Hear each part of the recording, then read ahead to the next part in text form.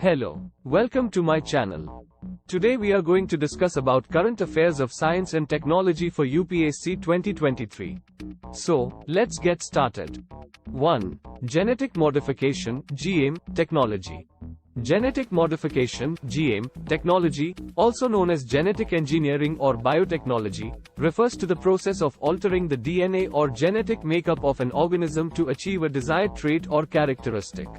This technology has become increasingly important in the fields of agriculture, medicine, and biotechnology, with the potential to revolutionize how we produce food, treat diseases, and develop new materials. The basic process of genetic modification involves the introduction of new genetic material into an organism's DNA, which can be done in a number of ways. One common method is to use a vector, such as a virus or a plasmid, to deliver the new genetic material into the target organism's cells. Another method involves using gene editing techniques like CRISPR Cas9 to precisely modify specific genes within an organism's DNA. The potential benefits of GM technology are vast.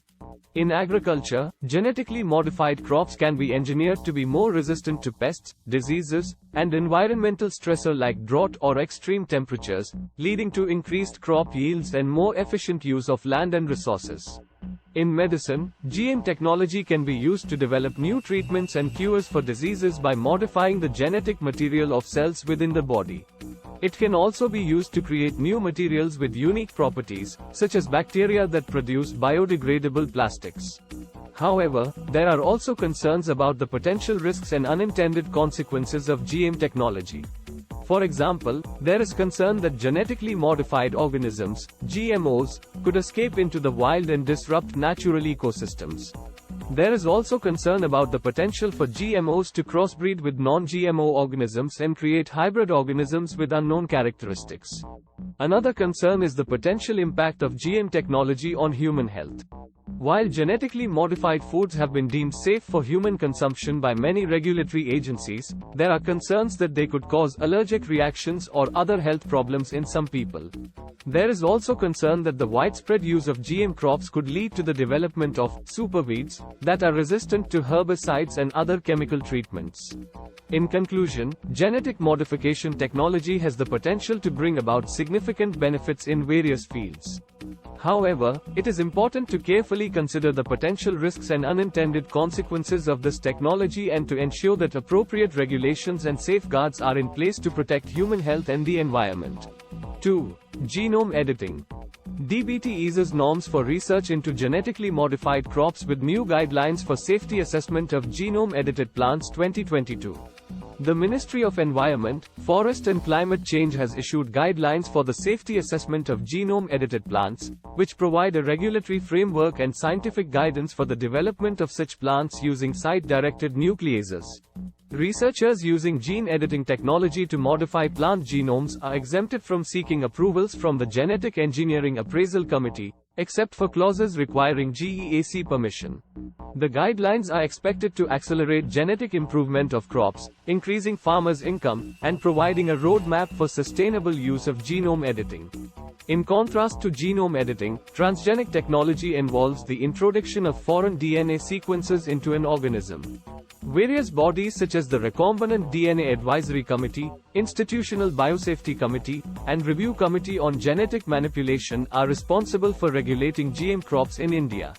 Recently, GEAC recommended the environmental release of transgenic hybrid mustard, while the Haryana government issued NOC to conduct field trials on BG2 RRAP, a herbicide-tolerant and insect-resistant variety of BT cotton. 3. Site-directed nuclease, SDN, technology. Department of Biotechnology releases revised guidelines for genome-edited plants using site-directed nucleases, SDN. Site-directed nucleases, SDN, or sequence-specific nucleases, SSN, is a technology used for genome editing by cleaving DNA strands at specific sites. This technology uses targeted DNA breaks and the host's natural repair mechanisms to introduce small changes in the DNA. Zinc finger nucleases, ZFNs, and transcription activator-like effector nucleases, TALENs, are the main SDN technologies used. The editing process is categorized into three categories: SDN1, SDN2, and SDN3. SDN1 and SDN2 do not involve foreign genetic material and result in plant varieties that are indistinguishable from conventionally bred crops. These varieties do not fall under the scope of GMO legislation. However, in SDN3, if foreign DNA exceeding 20 base pairs is inserted, the resulting plant variety falls under GMO legislation. 4. CRISPR Cas9.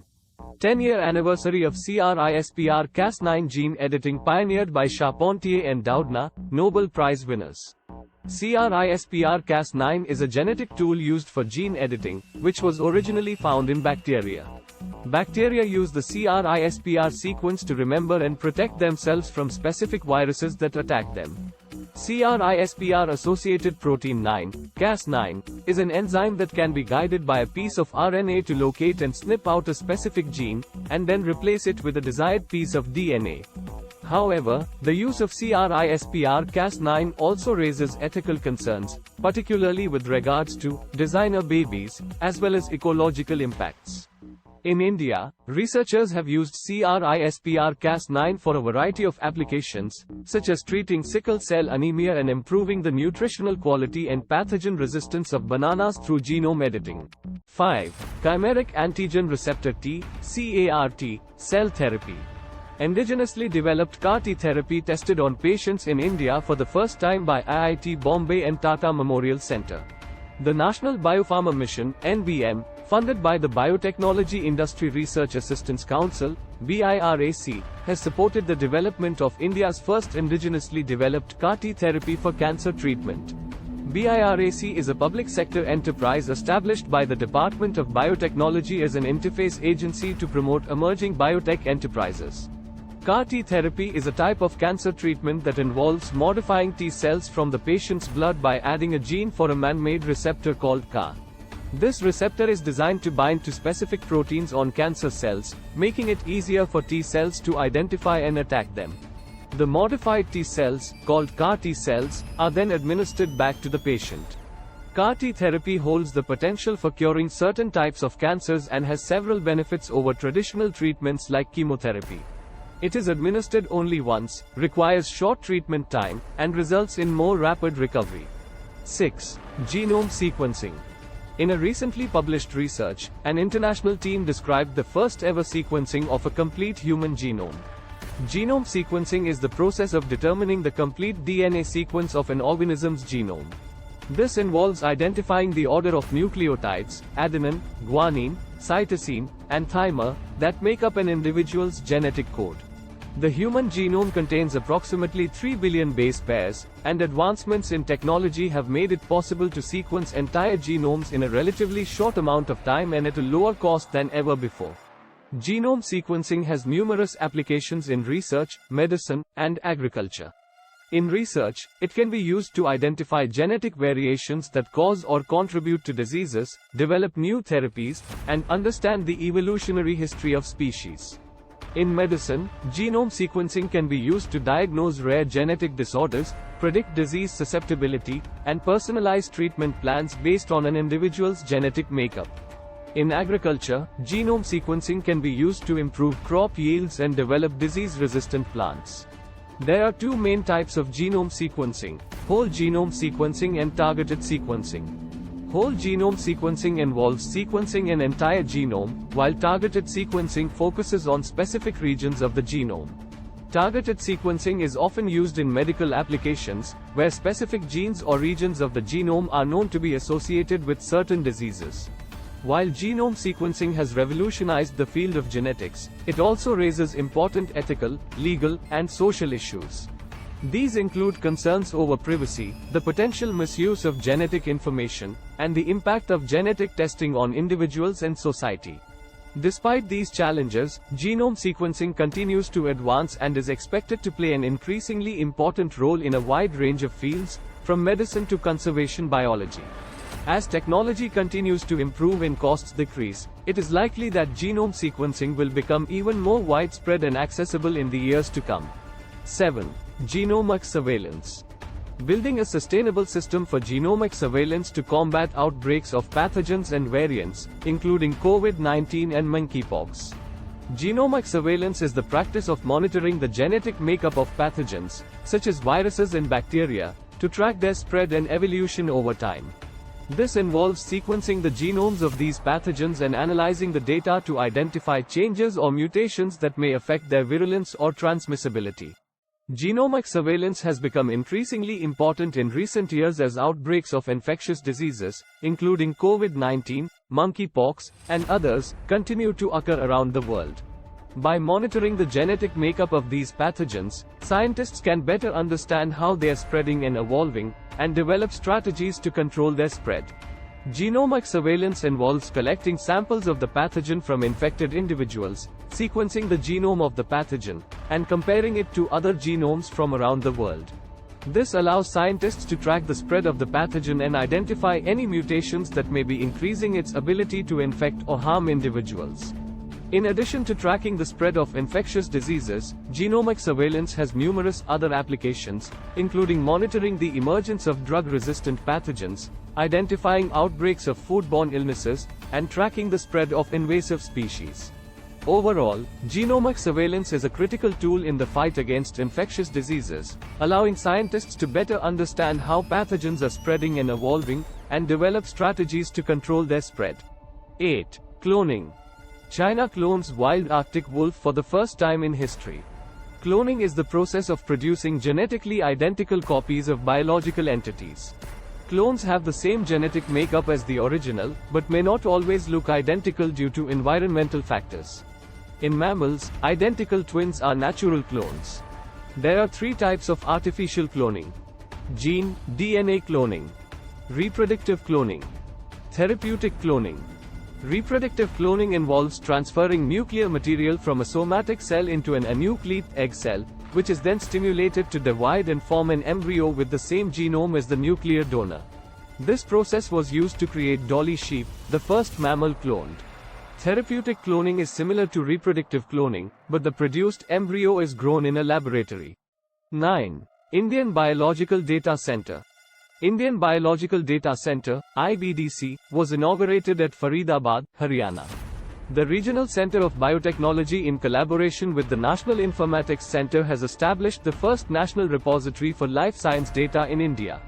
The repository, called the Indian Biological Data Center, IBDC, is mandated to archive all life science data generated from publicly funded research in India as per the Biotech Pride guidelines.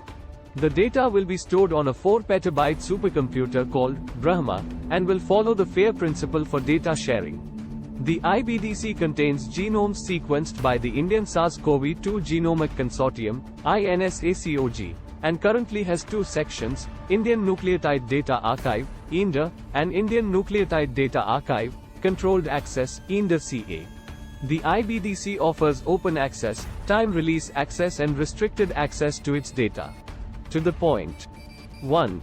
Department of Biotechnology has developed Bio-RRAP to track the regulatory approvals for a research proposal on a single portal. Bio-RRAP provides a single route to direct applicants to regulatory agencies that provide the required approvals for biological research. The Bio-RRAP ID generated through this portal is linked with the portals of various regulatory agencies, providing credibility to biological research and strengthening interdepartmental synergies. This is expected to increase the efficacy in the functioning of agencies regulating various aspects of biological research. 2. Scientists have built a molecular scale motor using the DNA origami method, involves folding of DNA to create 2D and 3D objects at nanoscale. Molecular motors are proteins that convert chemical energy into mechanical work to drive intracellular movements. They play important roles in various biological processes, such as muscle contraction and cell division, mitosis. These motors enable cells to move organelles, transport molecules, and generate forces for cell movement, among other functions. Understanding the mechanisms of molecular motors can provide insights into the fundamental principles of biology and can also have potential applications in medicine and technology. That's all in this video. Thanks for watching. See you all in next video.